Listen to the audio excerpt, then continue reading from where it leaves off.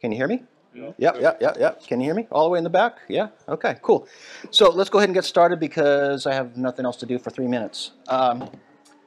Welcome in. My name's Rick Lawler. Thank you guys for all coming. This is like a real pleasure. And yes, I'm jet lagged and I'm silly, so okay, here we go.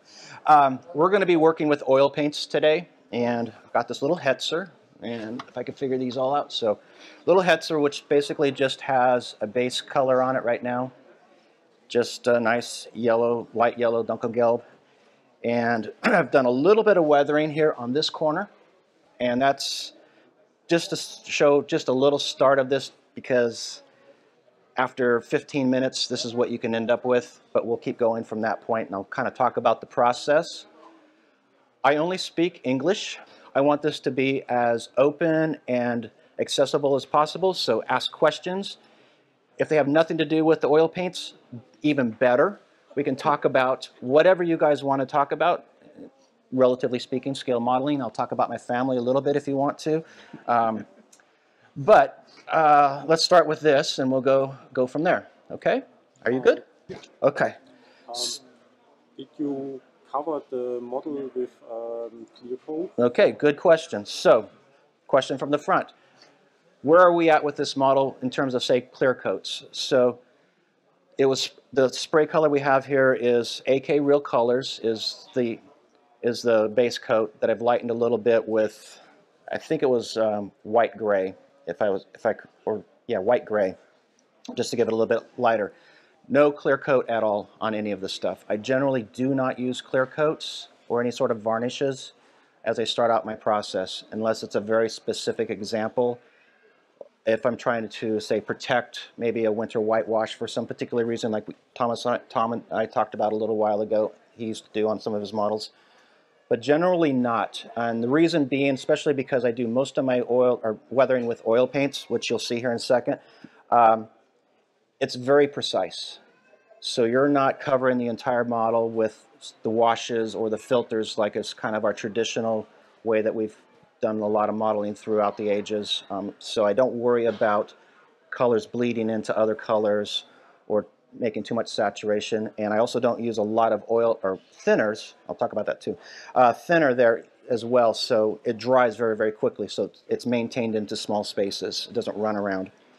In terms of thinner, I've got a bottle of the odorless thinner. Any good odorless thinner from any of the companies works great. Art stores, some of the Winsor Newton, things like that. I don't know what's available over here. Just get with any of your products, if you go to an art store, just get as good of a quality as you can afford. We talked about this a little beforehand. Generally, the primary layer levels or student levels, like say oil paints, have a grain to the pigment that's going to show up on your models. It's a little bit too, I don't know, what's unprocessed. And so once you go up higher in the price point, like a middle level or the higher levels, the little more expensive stuff, the pigment gets finer and it's easier to work with. In terms of the oils colors that I'm using, these are 502 Abteilung from AK. When I started with it was Make Productions, but way back when. So they come in little pre-packs where you can do them individually, or like I said, go to the art store. I always put my oil paints on a little cardboard palette such as this. I'm sure you've seen this from other folks as well. And what we're doing is the staining you're seeing around the edge here is to allow the linseed oil to separate out, and that will keep it, again, a very dry paint, and it will dry to a matte finish, so you won't have that glossy finish, and you're basically starting to just use pure color here as best you possibly can. Yes? When you put the oil paints on the cardboard, what do you say? How long are they workable? Like a day or a week? Well, there's some tricks here. So the question, if you didn't hear, how long is this workable that you have your paints on the cardboard, day, a week was what he asked. So the colors that you see here on this top corner, I did in my hotel room 2 nights ago. Is that right? Yeah, 2 nights ago when I did this, just a little bit right there. And they're still workable. The colors I did down here, I just did it back there about 2 hours ago. The minimum amount of time to allow some of the seepage to happen is about that 2-hour period. So if you decide you want to do modeling in the evening, You come home from work, squirt some of this out if you haven't done this already, go eat your dinner, and then come and do your modeling. That should be plenty of time. When you're done doing your modeling, if you have you know, a container with a lid, like a Tupperware or what, you know what that is? Take that, put this in there, close it up, put it in your freezer. It will last for months. You take it out, start working with it, get done, put it back in your freezer. It stops it from drying, so it's sealed up plus the cold. Which brings us back to these paints, which you might spend a little bit of money on if you go to the art store or whatever, but they're going to last you for 20 years. So don't be afraid to buy a decent quality paint. So it's going to go a long ways. You can use these for a long time. Okay, so let's kind of talk about what I did here. There we go. Base color finish on this. A little bit of work right here on this corner just to get started, and I think it's showing up here fairly well. You can see a little bit of discoloration here. So I've got a little bit of edging here, so a little bit of contrast, and that's important when you do any of your modeling. Is the way our brains work and our eyes work is that we're always looking for the edges. That kind of lets us know what's inside. That's why roads have lines and everything else. So as we work across this model, we're going to continue this edging across. Traditionally, what someone might do is, this is where I'm going to show you what we're going to go do different. You might take your dark color, like your dark brown wash, and you would just kind of do a pin wash, you know, across this top here. Something like that. Can you see that okay? There we go. Let's do this. Tell me if you guys can't see. So traditionally you would do something like this. You know, you wash, give a big wash like this, and you might wait a few minutes and you come back and you try to clean that up. So then you spend a lot of time trying to clean this up so it doesn't look like a big oil spill on the top of your vehicles.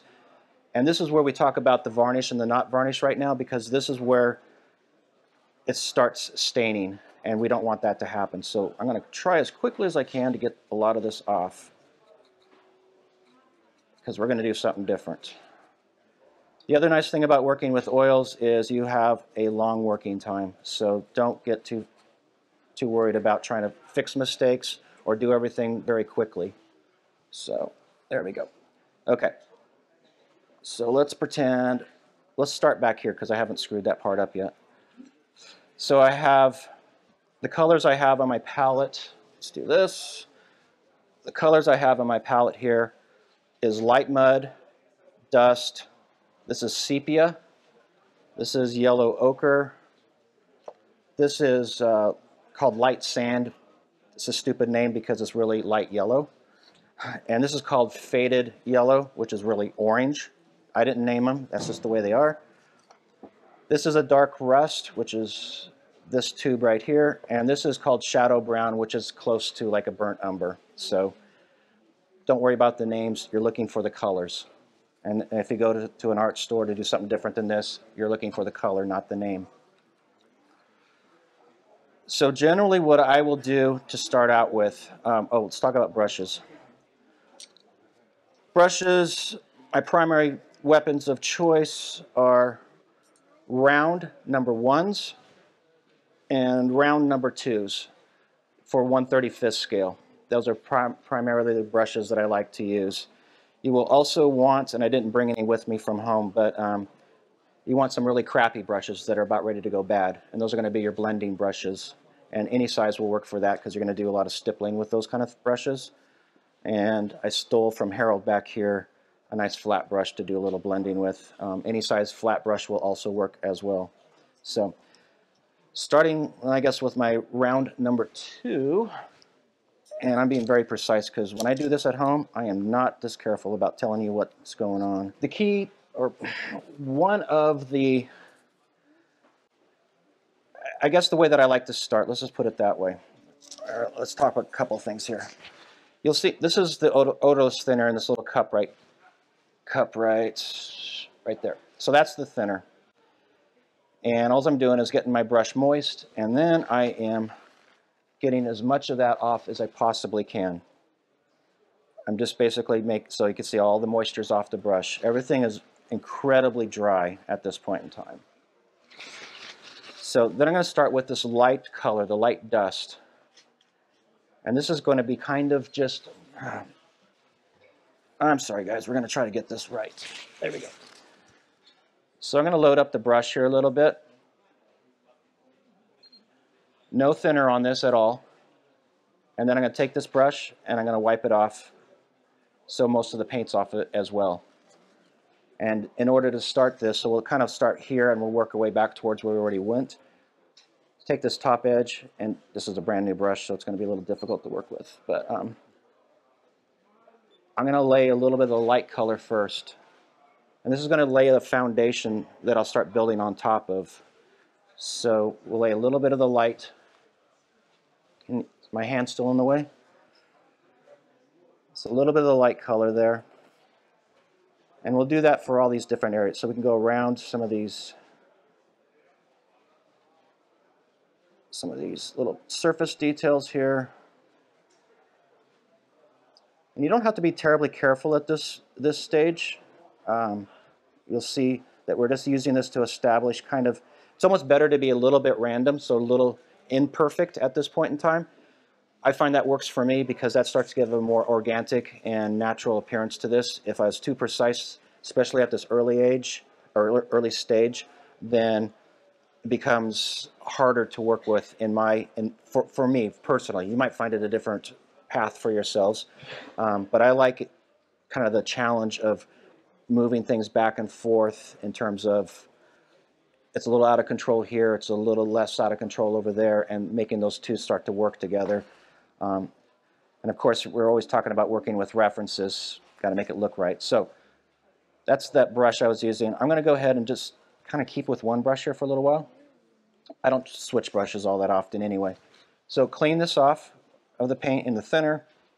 The brush is basically dry again and clean. And now I'm just going to blend and tap this down. And I don't know if it shows up. I know it's really, really difficult with this because it's light on light. But now we're just working from that top edge where I put the light color and just blending that down a little bit and blending it up so it's almost, well, it basically is transparent at this stage. So the question is, why do this? Basically, what's the point of doing this layer? Why do we start here instead of starting there, like with a dark color? And this is because we're going to be blending these paints. So we're putting on a light color now, and especially this because we're basically working on what I call the environmental weathering effects. So this is the natural effects, the mud, and the dirt, and the dust, and things like this. So we will start with the light color. We'll blend that over, much like we do figure painting. So this would be like the dark base color in figure paints where you do the shadows first, and then you bring out the highlights on the nose and things like this. We're doing it basically in reverse, where we're taking the overall dust, the lightest effects first, and then we'll bring it down smaller and smaller and smaller with the darker colors. And we'll be able to blend over the top of this light color. So it's given us basically a foundation layer. So everybody who wears makeup, you know, you put your foundation on and then you put smaller and smaller places in the rouge here and the eye stuff here. That's kind of what we're doing here. But the foundation is our dust colors in this case. So I'm going to move to a little bit bigger brush. This is number 4, just to go a little faster here. Again, we're just put my fingers in front of the camera again. And you can see how careful I am. This goes very quickly. You don't have to be absolutely careful at this stage.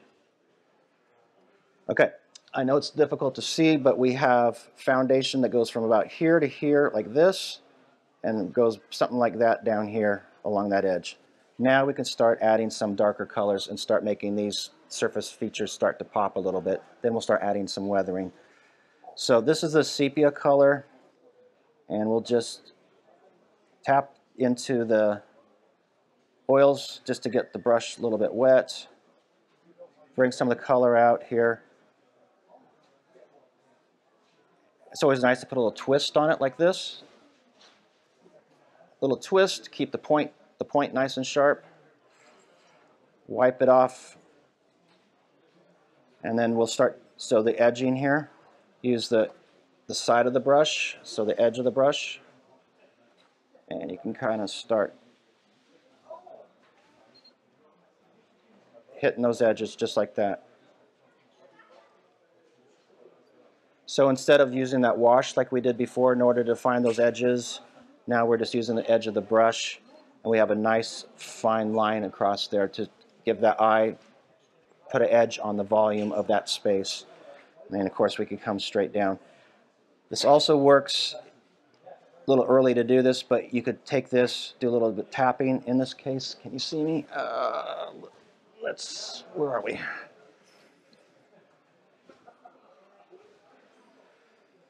If you want to come down just a little bit, draw it down, you can start adding just a little bit of, not really chipping at this point, but just a little bit of marking across there. And then you could take your brush and just kind of blend those back. And it's a tapping motion. We're not really painting, we're stippling.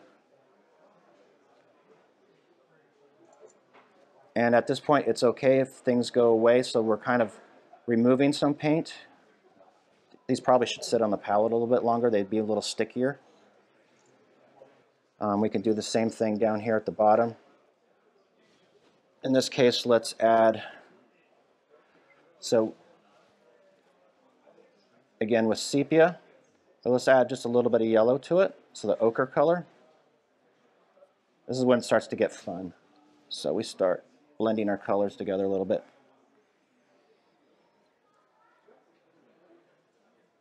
So now we have a little bit of a mess on my finger. But we could take this and add just a little bit of shading, but now we've got a little bit of yellow into that shading because we're on a yellow vehicle. So this starts adding those two tones that we're talking about of weathering and starting to do the variations of some of the color shifting.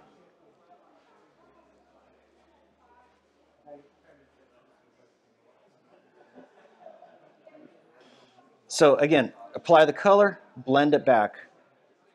Apply the color, blend it back. That's kind of the entire process here. Whoops, and that didn't work because I have a big spot of paint right there. So this is a mistake. See that? That's because I have a bunch of paint right there on my thing. So, but we could do this, and we pull it back. And actually, see, that works out pretty good. Can you guys see this okay? It looks really faded out where I'm at. There. This is what it looks like in real life. Can you see that? So let's take this a couple steps further.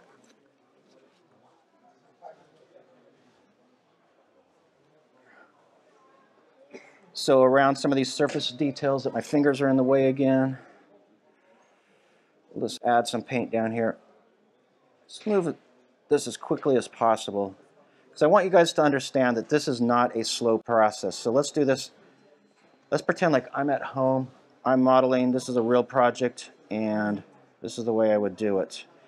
Let's do a little bit what Tom was asking about, like changing some of the tones within the, like we're talking about, like the German or the Russian and the you know, how do you make color shifts like interesting. So let's kind of do this. We'll use some of this light yellow. We'll just apply this in the middle of the surface here. The chipping, the chipping afterwards or before? It depends on the, so the question was, do I do chipping before or after to do the oil paints? It depends on what type of chipping I would be doing, what the project is. So let's say, for instance, I'm following a photograph and there's some definite chip and wear patterns. Then I will try to replicate that in terms and do that with paint, generally acrylic paint, and then come back in over the oils. What you'll find if you do the entire weathering process with oil paints, you don't necessarily have to have a separate chipping step, because if you look at that, some of these things in here, you start getting, you can add small marks, and this, the imperfection, I'll pass this around in a second, you guys can take a look at it. There's enough imperfection in the application of the oil paints that it makes what is in effect chipping. So you don't need to necessarily make a chip, make a rust stain. You know, if you look at most references, most vehicles, that's not really how they wear anyway. You know, there's not a lot of rust on most vehicles. There's a lot of polished edges or down to the metal that's polished. And there might be some rust in certain areas, but it's generally just it's a minimal amount on the real vehicles. We use rust in our modeling community because it's bright. It starts establishing those edges again that we're talking about. It gives, you know, it gives the eye something to look at. If we do this with the oils correctly, we can incorporate all of that into basically one step here. So you don't need to necessarily add a chipping layer. You don't need to add a rust layer. So let me add just a little bit more color tone here. Can we see this? Okay. So you can see the light yellow, I'm just adding some right in the middle of this panel here.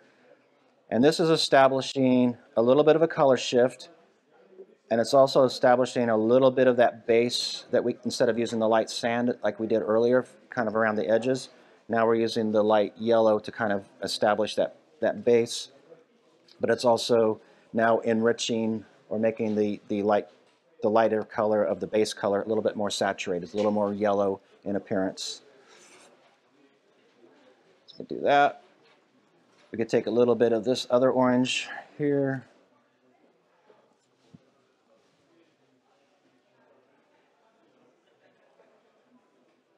And this is when it gets to be fun. So add a little bit. You can see this is really rough. It's just like sketching, almost just drawing. And then I'll just kind of tap it in. Dry brush again. But now that starts establishing the shadows around these brackets a little bit and the dirt buildup. And depending on what type of a model you're working on, so, you know, if you're doing something that's heavily weathered, you know, some muddy situation, you could just add the thicker, more opaque layers of this and leave it there instead of blending it back so much, or let it dry for a little while so it doesn't remove from the surface as you add more layers on top of it. And if you guys want to see a technique or something like, hey, Rick, make a scratch and a rust streak, you know, I'd be happy to do it. So whatever you guys want to see. So what I'm doing right now is this edge that we established earlier. So now it's been on the model for, what's it been? Almost 20 minutes. So it is now a little bit dry. And so some of those hard edges up on top here, using that same brush, I'm starting to draw them down just a little bit, just to kind of soften that up a little bit. One of the things about really weathering in general, but oil paints, is that you're going to be building up layers. So I'm going to go back over this over and over and over again, and that's the key to weathering in general, no matter what type of, whether it be acrylics, enamels, whatever you're working with, pigments, whatever. Start working up slowly, add a layer, add a layer, add a layer. You guys all know this, that, you know, nothing driving around all gets weathered on the same day. So you need to kind of move it around, come back, add something a little bit different, have a different idea back here. You know, maybe somebody dropped a bucket of paint on this, you know, so you work on that, and whatever the case may be. So this is the darkest color that I have, which is like the burnt umber. And nice fine point brush. So the first thing I want to do is make my scratch. So I want to get my tip looking good. So you can see I got a pretty nice looking tip there.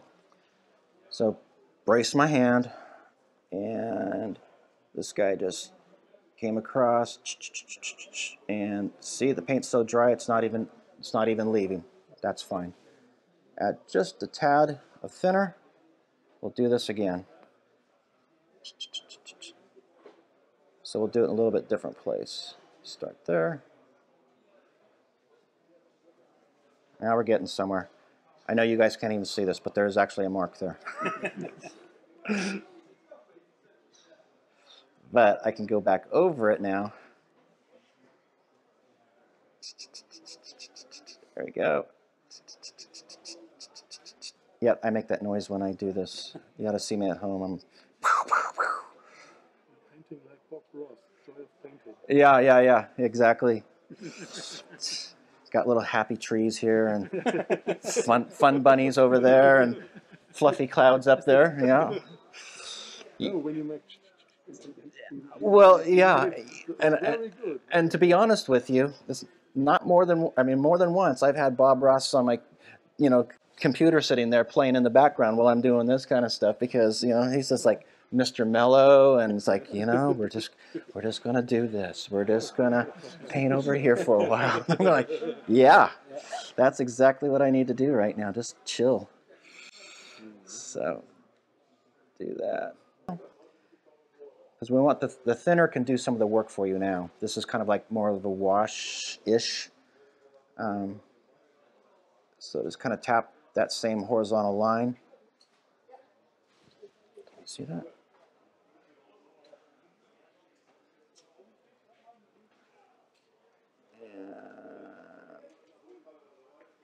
And that's really about it. That's about as much as I would do.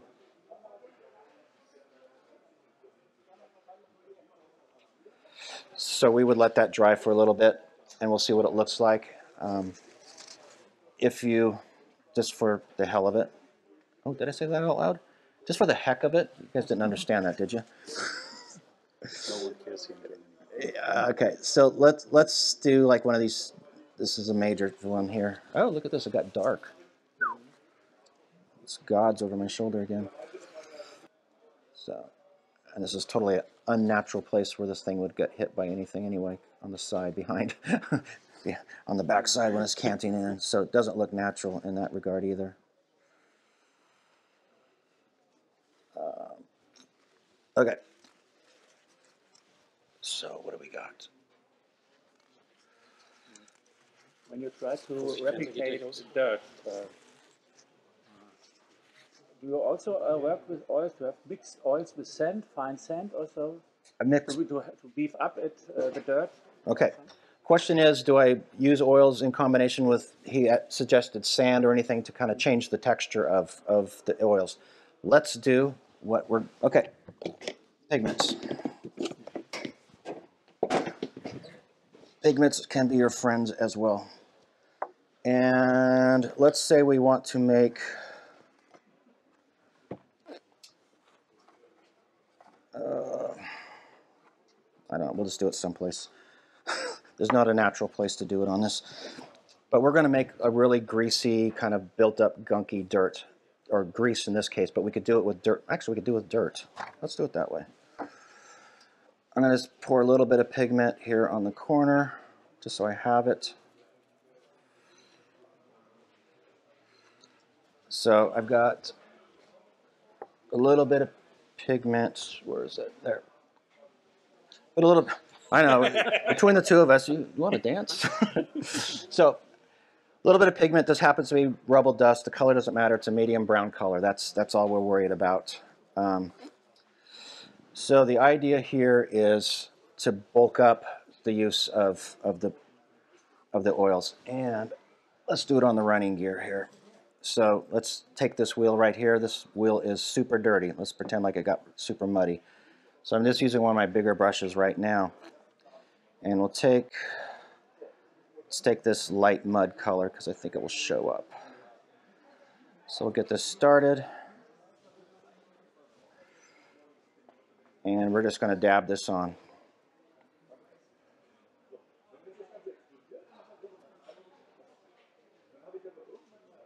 So that's just sitting there.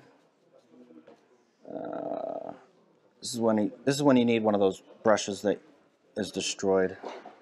So take some of my pigments right there. You got it. I would assist you for zooming and details. Yep. Thank you. So pigment, dry brush. Well, as dry as it was. Loading the brush, and then you just dab it on.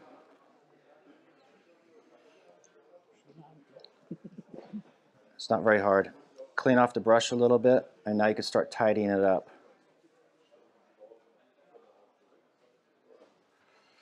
and you can leave as much there as you want. And once as it's drying now, your oil color is staining the pigment, and the pigment is staining the oil color. And the nice thing about doing this in this regard is that once it dries, the oils, once it dries, it fixes the pigments in place as well. So you don't have to worry about any sort of fixers or it running off. So this is a nice way of doing more aggressive weathering effects on places like this. And you can kind of tidy it up.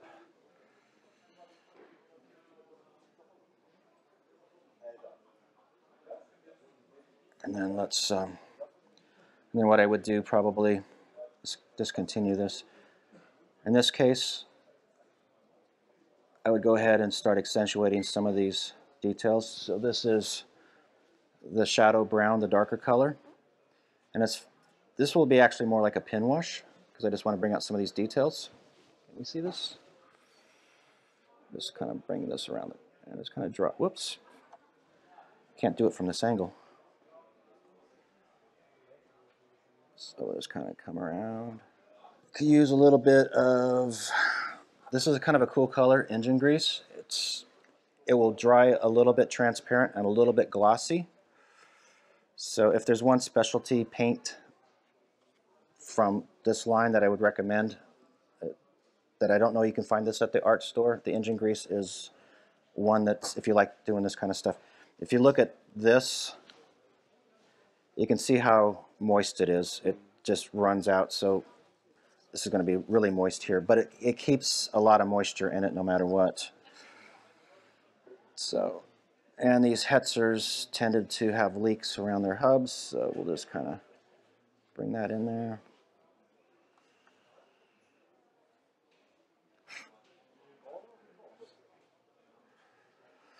So the nice thing is you can keep layering on top of the oils, on top of the pigments, and keep going back and forth. One of the things about using oils, the more so you can really change the opacity of the oils by how much thinner you use. So if I just go straight here and smudge it on there, it's very dense. By thinning it and even doing a wash like that, once it dries, it's going to come back to a level which is almost transparent. So this experience, I know that right now, so allowing that just to kind of do its capillary action around that, I'm not worried about that because I know it's not going to be there in the end. And get that cleaned up right there where the oil paint was. And even like, let's add a little bit more mud to this so we'll get a little bit more pigments. Just going to type that in there. This guy went through some.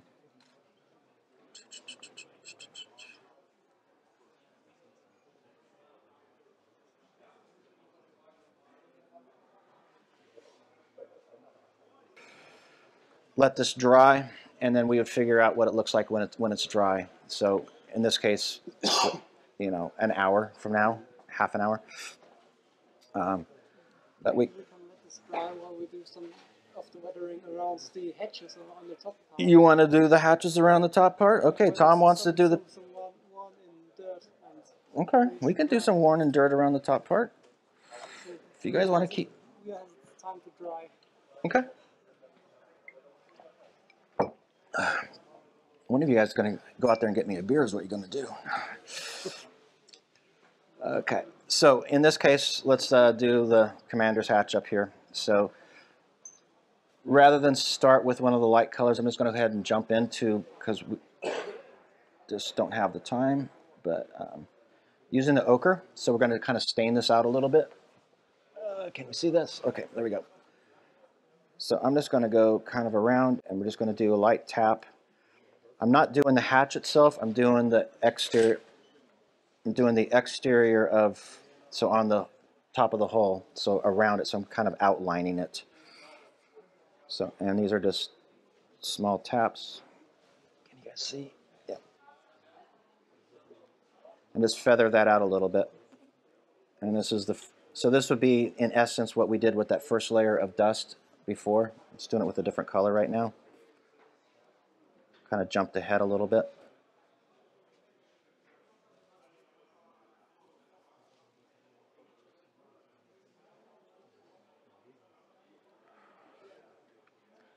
And the other thing to remember when you do this, like just like working on one hatch like this, it's going to look really terrible for the first little bit because it's so isolated that it's going to be out of context with the rest of the model, so it always seems a little bit odd. So don't let that get to you. So I'm going to go ahead and do a little bit now of the shadow brown, which is that really dark color. And we'll just kind of do a little bit of... This gets into the chipping part here, so this will start to look a little bit like chipping, just because I'm kind of tapping this along these lines. Not necessarily chipping per se, but once it all comes together, it looks like chips.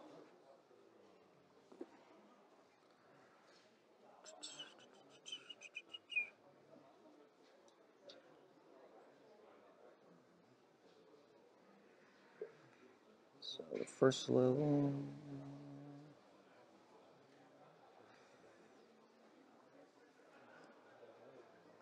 I can't look over my shoulder. Can you guys see what I'm doing? Yeah. Okay. Thank you, Oliver. Change the angle. Now it's better.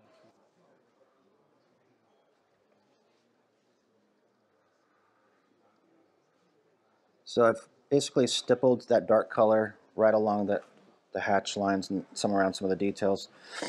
Just the first step, and this is going to just kind of define those shapes and the shadows in there.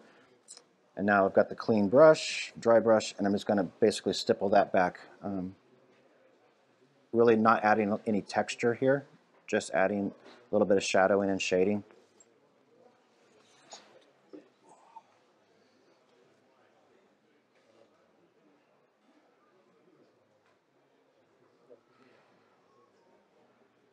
And then, so that's a good first step, and then we'll come back and we'll just do the same thing again. So this is going to be like that building up thing. We'll just kind of expand this out and get that little bit of depth of color going on here. So same colors as before. So this is the sepia this time. It's a little bit lighter shade of that. And we'll just kind of come back around. Starting to be a little bit more conscious of some of these surface details where dirt and dust would collect, or the shadowing might be. So around some of these hinges.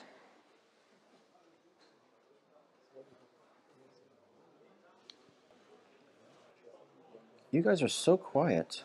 I don't. We are fascinated from the... Yeah, this is very, very interesting stuff. Yeah. Hang on your lips. Yeah. It's like, look at how he holds that brush. I've never seen anything like that before. It looks It's like... interesting to imagine how a real vehicle might look while the weathering is in process. I find that thought utterly fascinating. To be completely fair.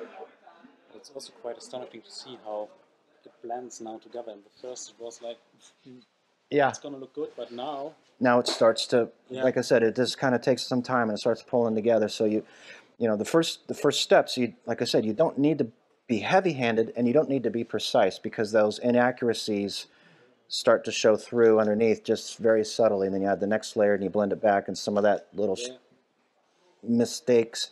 If you remember, there was a big dot right there, and I just kind of, you know, pulled it back. It was left over from when we did that first thing.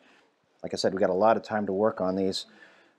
So, you know, if you were at home and you have 2 hours, you could see where you could do this entire side of the vehicle in 2 hours easily, and then come back the next day. It would be dry. You can come back in over the top of it and do some more work, or you can continue to work around.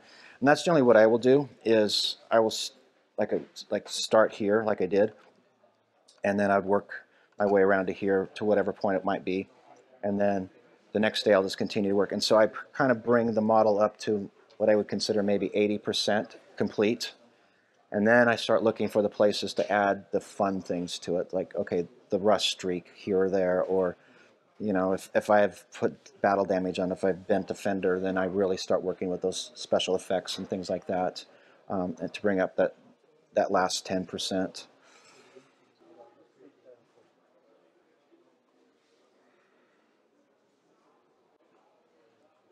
So I'm using that kind of orange color right now. So we're just going to start shading this a little bit. Just got to add a little bit of character to the hatch. And you'll notice I added a little bit around the handle just to start that out. Some in the back corner over here, some in the front corner, just to kind of put it in two different places so it gives your eye. I don't want to do the whole hatch because then I have an orange hatch. But if I do a couple of areas here and there, your eye starts going, oh, here's, oh, look at over there. Do you work with dry brushing or the spout? Yep, dry brushing oils is a fantastic.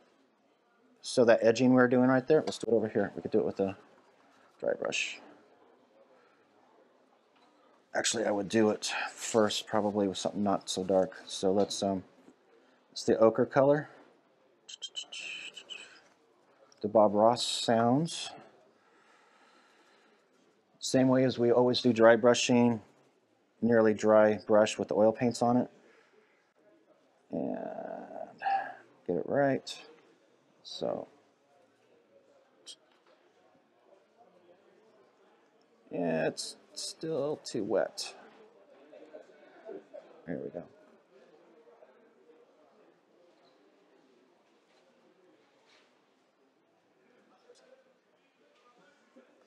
I know it's not showing up very good, but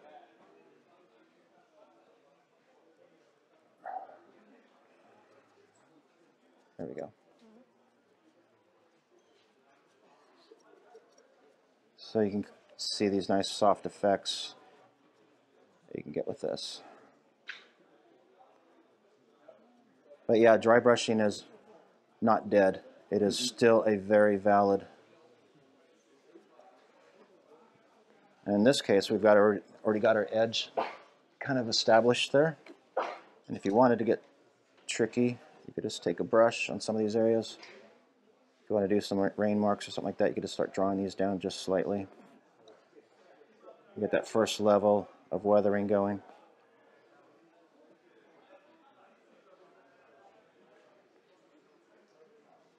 And then if you wanted to, you could add just, let's say, a little bit of dust tone into that.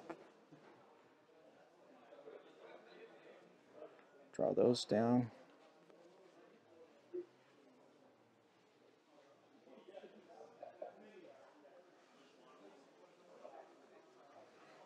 So get something like that going.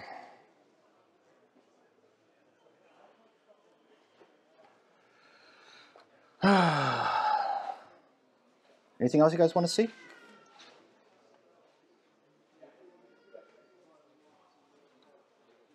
you don't speak now, you have to come to my house next time.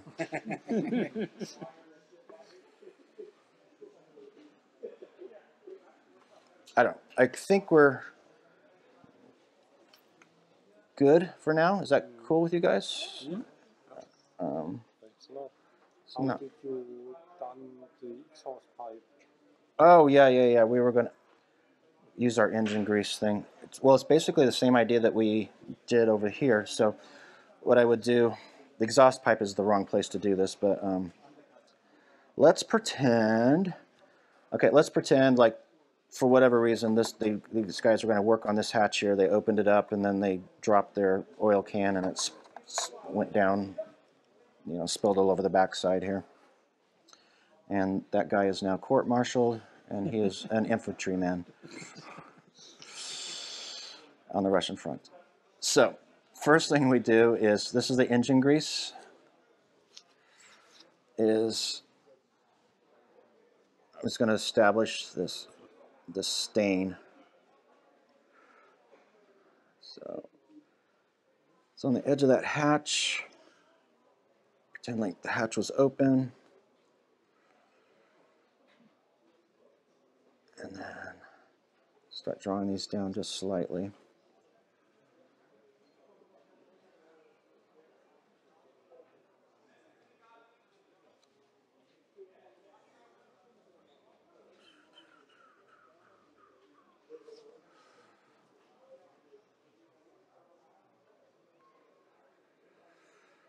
This is not really the trick yet. This is just the base.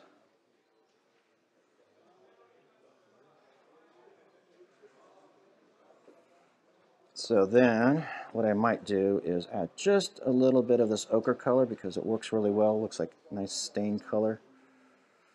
Do that in there. Put that kind of down here as well.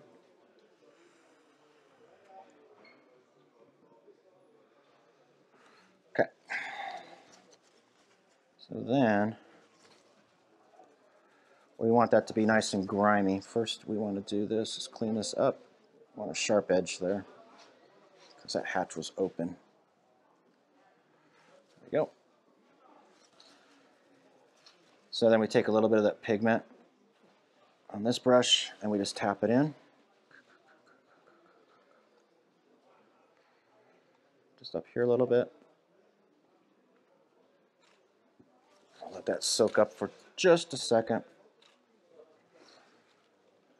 Clean this up while it's still wet.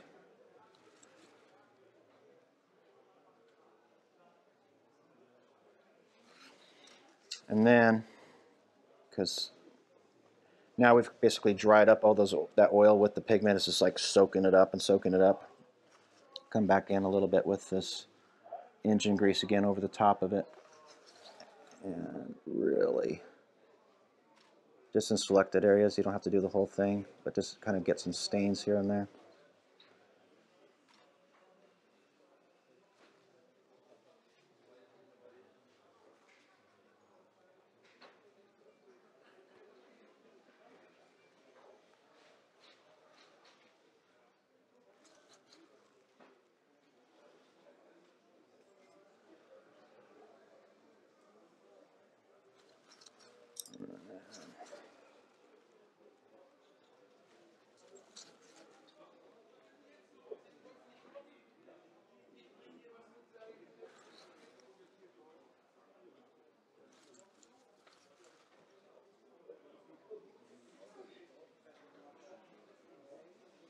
Oh, I probably just ruined it.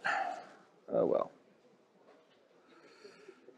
Probably should have dried a little bit, but we'll be okay. Don't worry. Don't worry, guys. Don't worry. Don't worry.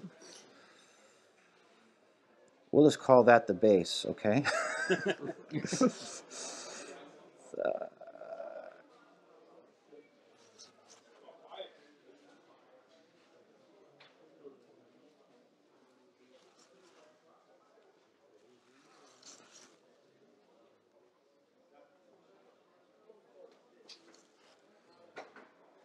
It looks easy what you are doing. It is easy. And I think if I would do it on my model, I would scrap the model. Now, that's what I'm trying to let you know. This isn't. It's not hard. I mean, you're watching me do it. It's just like, and even though I kind of went with paint all over my hand, you know, when I started to blend it, it kind of didn't look correct. But now, you know, it's starting to come back around. We were talking a little, Tom and I were talking a little bit earlier. You know, this is that hard part. This is the scary part about doing weathering and your modeling is you get to a certain level and you're afraid to fuck it up. Did I say that out loud? Can God hear me? And you know, and that's the part that's, you know, hopefully this, you know, my joking around and just showing this casual way of getting, I think, decent results is you can just kind of go for it and do the Bob Ross happy things here and there. And those mistakes are probably your best friend in the end, because those are things, you know, I always find that if you have to work around something that's not quite right, that's when it kind of forces you to build upon it. And that area all of a sudden becomes an area of interest instead of just, you know, something weathered all over the place. You know, like this model isn't looking too bad. I know you guys wanted to look at this, but this rust stain is driving me nuts because it's not in the right place. So I'm going to erase that to some degree. Oh, look at that. It's already dried. So there you go. Dry oils, pretty much. But that will be one of these places later on that I will just work around some weathering. You know, maybe on the next demo I'll go like, oh, you know, I was in Germany and those fools, they asked me to do a rust stain in the wrong place, and now I have to deal something with it. You guys are going to get the bad rap. No matter what mistakes I make from now on, it's the damn Germans. But no, I'm just kidding, of course.